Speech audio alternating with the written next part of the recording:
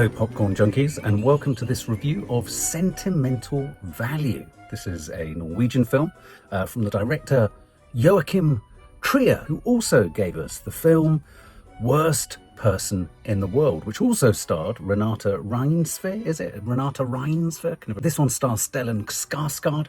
It also stars Inga Lilleaas, and also has a turn by American actress Elle. So Sentimental Value, this is a film it's popping up a lot in awards season, which is why I'm getting this review out now. It was nominated for the Golden Globes. It's been nominated in the BAFTAs. It'll probably be nominated in various categories in the Oscars, principally for Stellan Skarsgård's turn as Gustav, an estranged father who is a successful, though hasn't made a film for 15 years, director, who is a father to two young girls, or two young women, Nora and Agnes. Nora played by Renate Reinsve from Worst Person in the World, and Inga Lilleaas playing Agnes, two sisters. And the film starts in the immediate aftermath of them having lost their mother. So their mother has passed away and their estranged father comes back into their life. The nomination chat at the moment is around both the director, but also around Stellan Skarsgård playing this sort of egotistical, absent, emotionally distant, opportunistic, a father lacking in any sort of genuine paternal warmth. And I think that's what makes this film particularly interesting to me, because I've striven most of my life to be a father with, perhaps, one could argue, a little bit too much paternal warmth. And I'm not necessarily saying I've been successful at that, but that's what I aim for. It's parked within the world of creativity. Nora, Renate Reinsve's character, she's an actress, she's a performer, she's a singer, she's a stage actor, and this film starts with one of the most remarkably stressful opening scenes, which is really what I'm going to call forever and a day in cinema history, the stage fright scene. I mean, that just doesn't sum up what you go through here. It does an incredibly good job at the beginning of this film of building the jeopardy around a clearly big budgeted stage show, big props, big costumes, large theatre, a full audience, the director sitting down, and we have our star, the star of the show, has locked herself in a room, is refusing to come out, is tearing her costume off, feels like she can't go on, is having a complete breakdown, and we almost, in one continuous shot, though it's not a continuous shot, but we almost in real time go through the stress, the horror, the unbelievability, and the kind of, oh my God, will she, won't she-ness of whether she will go on stage or not. And there's both comedy baked into it, because some of the things she ends up doing in order to make a step over onto the stage are quite remarkable and quite funny. Agnes, the other sister, is a historian, and really this film is about, if you think of the title Sentimental Value, it's a kind of clever play on so many different concepts of those words. It's sentimental insofar as there's history, and sentimentality often comes from a sort of reflection on things past, on memories, on old relationships, on old connections, on old places. And in fact, the film starts with a remarkable montage sequence, or prolonged sequence, actually. I think it's before the actual kind of stage fright scene, about the story and the history and the humanizing of the house. It starts with a sort of childlike story of how this house has a personality, and how this house has housed and seen so many different members of this family across the years, in different eras, different generations, etc., etc. And so this is a film that's very much interested, if you like, in the two daughters, the sisters, Nora and Agnes, being just this latest slice, if you like, of family life, both in this house and in this family. Every generation has its cross to bear. Every generation is bringing its own sentimental trauma into the incoming generation. And it's also a film about the importance of, or the opportunism that can be around, things such as creativity. So Sentimental Value, there's value, which the father brings to it. Stellan Skarsgård's character brings value. I don't mean necessarily good value, as in moral value or kind of spiritual value, but monetary value to sentimental aspects of life. And then there's the history of sentimental. There's the historical value. So there's historic value, there's artistic value, but there's also artistic exploitation and historical exploitation in the process too. So it's quite a rich, quite a thematic film, and it can be as thematic and as dense and as deep in those subjects as you want it to be, really. And so we're then introduced to the character of Stellan Skarsgård's dad, Gustav. When he comes in, he's gruff, he's a man of few words, he's got a fabulous face. He's got one of those faces, Stellan Skarsgård, that you could just look at for hours on end. You feel, on the one hand, it's inscrutable, on the other, it can look heartbroken, but he might actually just be thinking about where he's going to get his next whiskey from. You know, you never know whether he's feeling deep reservoirs of connection, regret, hope, or whether he's just looking at things in terms of what would suit his creative eye, his latest project, etc. And really the whole film pivots around him coming back into these girls, his daughters' lives, immediately asking Nora, played by Renate Reinsve, whether she will take on the lead role in his latest script. And she couldn't help but feel he was asking her to do that because she'd had a successful series, and was he trying to sort of, you know, exploit the value of her profile, of her success, of her brand, if you like, as a performer. And so she backs off, and in her backing off, he decides to cast someone else, Elle Fanning, who happens to have seen one of his older films in a retrospective almost at the, I presume we're told it's suggested, and it feels like the Cannes Film Festival, or a film festival of sorts.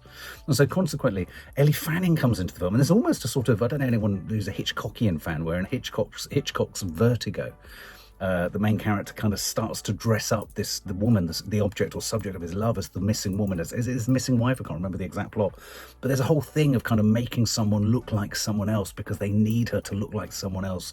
For what purposes? So, and then the actual person that's being made to look like the missing person, it gets lost beneath things. And in a weird way, Elle Fanning plays that, because Elle Fanning steps in to play the role that Renate Reinsve refuses, and really is forever reaching towards a certain type of performance or delivery for Stellan Skarsgård, the director and writer of this film, in the film. But because she's reaching for it, there's that sense of her forever falling short. I thought it was a wonderful turn by Elle Fanning. She has to play, she's not ditzy, but she has to play a Hollywood star who's not thought of massively by the critics. There's an incredibly powerful scene when there's a kind of press interview with Stellan Skarsgård and Elle Fanning where they're announcing the new film, in a sense. And she's grilled about the failure and the critical failure of all her other films. And so she's a kind of actress who's, you know, she's on the ropes a bit, and that perhaps there is sentimental value even for Elle Fanning in doing an art house film. So it speaks to that.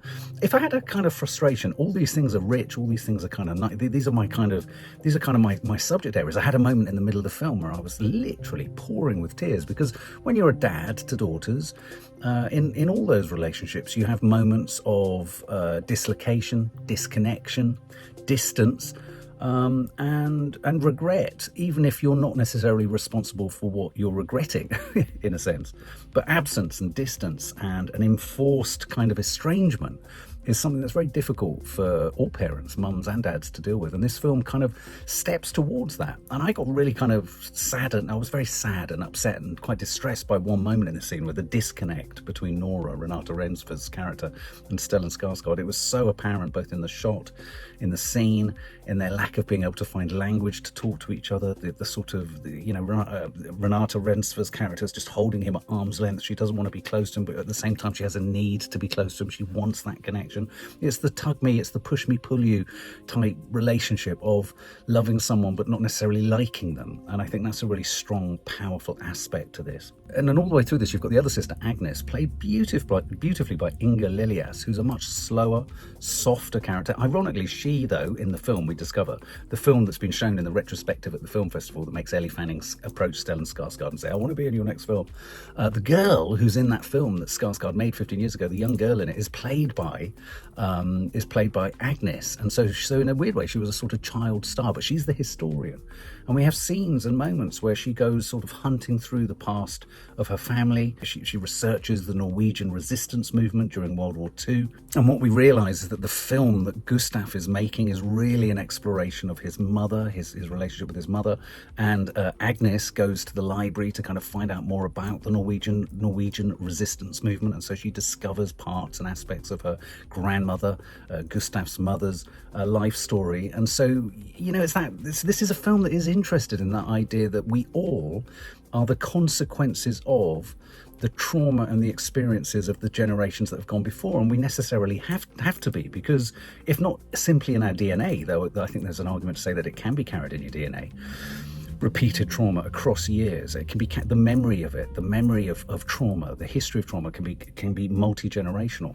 But if you have a grandmother, say, who's distanced and odd and dislocated in a relationship with a son, then that son is more than likely going to have a slightly dislocated and distanced relationship with his children. The hope is that across time, things even out or things gradually get better. But in many families, things don't get better. They ebb and flow. Things will get closer, they'll pull away, they'll get closer, they'll pull away.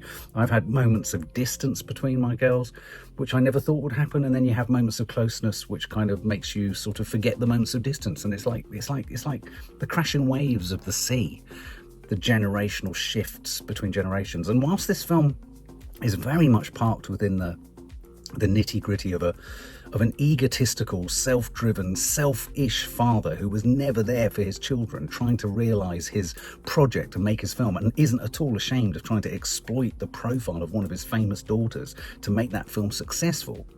The fact that he plows on to make the film, he is driven by creativity. A series of events occur whereby Elle Fanning struggles with the role. She struggles with delivering what she thinks he needs. She's not entirely certain whether she'll ever be able to deliver on the exacting requirements that Gustav requires, because he always wrote this part for his eldest daughter. Renate Reinsve's character at one point becomes, and what's really neat is off camera, you're not shown this, but off camera she's obviously tried to take her own life. She's struggling with depression. Her disconnection with her younger sister is extreme, and it's her younger sister who does the history research, better understands where her father's coming from, and puts the script in front of her sister again and says, no, I really think you should read it. I think you should. It's more than you think it is. It's about something other than, it's not just dad making a film about something that he needs us for. There's something else he's working out in this film. And so consequently, this is a curious film.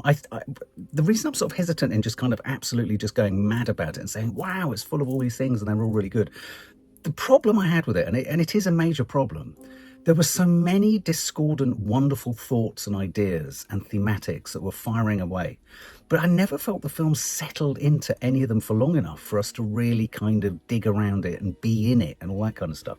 And what I mean by that is, even around, say, Renate's character's, mental health, a lot of it kind of happened off screen. A lot of even, Gustav's kind of worst moments were kind of almost off screen, because it was his worst moment was being absent from their lives. So, you really just got a sense of him just trying to make this film and him trying to work through the telling of the story with Elle Fanning. And you didn't overtly feel his frustration, and the acting life of Renate's character seemed to fade away a little bit. And then you had this other subplot where Gustav's trying to get the other daughter, the historian daughter's son, to star in the film. And of course, the historian daughter who starred in her dad's film when she was younger was like, I don't think it's right for him. I don't think he should be in it, and all that kind of stuff.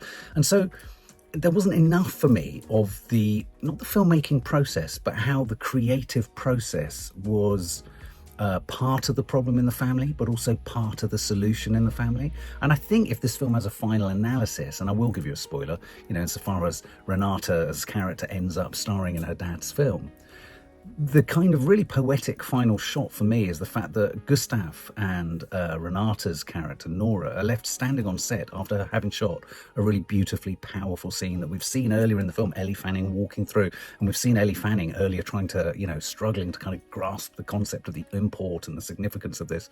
But now, towards the end of the film, when they're actually shooting the scene, Renate Reinsve's character kind of does it, and at the end of it, the camera pulls out to a big wide to show the film set. The physical distance between Gustav and Nora by the end of the film, and their inability to have anything to say to each other, even though she's just performed this really meaningful, deep scene that obviously is laden with, things that had gone on in Gustav's mum's life, even though his daughter has played his mum in a sense in this scene. He's got nothing he can really say to her. She's got nothing she wants to say to him. And so the rest of the crew kind of crash in and deliver coffees, and there's this kind of estrangement. The estrangement is still there. And yet the connection has been found in the act of making something, which kind of is a theme that for me really reminds me of another film we're going to be reviewing soon called Hamnet. And so that disconnect was heartbreaking, and it was the same disconnect that was there much earlier in the film when they're standing outside laughing about some inappropriate DVDs that he's given his grandson. I mean, inappropriate as in their art house, and that they're DVDs and they don't have a DVD player. And they're laughing at that. So the connection between her and her dad feels like no connection. Feels like a total disconnection. and yet their connection is always in this film through film. And I think there's something poetic in that. But the weird thing is, it's not that I wanted all of these kind of thoughts to be kind of made more coherent. I just felt that the film was quite baggy, and maybe could have done with coming in, how long was it? Maybe could have done with coming in just 20 minutes shorter, just to tighten and focus those moments in a way that I think the director successfully did in The Worst Person in the World. So, you got a stronger sense of the thematics, you had stronger pinch points. Whereas actually I felt this film wanted to try and be too many things to too many people. It wanted to play with all of these ideas with too many characters. And I mean, that said, there's one particular scene where the interaction between the two sisters, the two actresses, is absolutely sensational. I mean, it's one of the most authentically rendered sibling relationships I think I've ever seen in a film. And I was actually begging and gagging for a little bit more from Stellan Skarsgård's character. I wanted to know more about Gustav. I wanted to get behind it. But his inscrutability, I think, is the very success of Stellan Skarsgård's performance. What makes an estranged dad? What makes an oddly distant dad who could come in and direct and make something? Well, perhaps a man who's unwilling to reveal his true feelings, unwilling to show his emotions. He has a drink problem. He's forever kind of drinking too much and finding himself waking up in the garden or on the beach.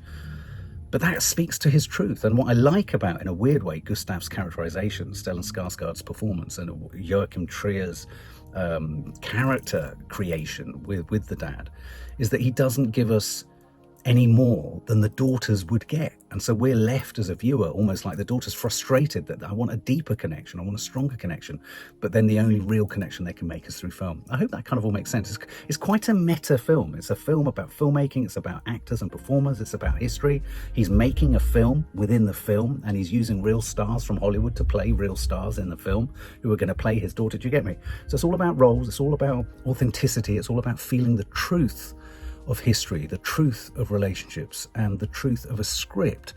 Harking back to the wonderful actor John Hurt when he said to me, Mark, why does everyone think all actors are liars? We're involved, we trade in the truth. We're always looking for the truth of a character. And I think in many regards, this film is about the truth that you can hit upon through the process of creating art, in this case, a film. And in that truth, you might not in the real world get a stronger bind between daughter and father in the real world, but in the work of art, you do. And I think for me, that was the kind of poetic message of this film.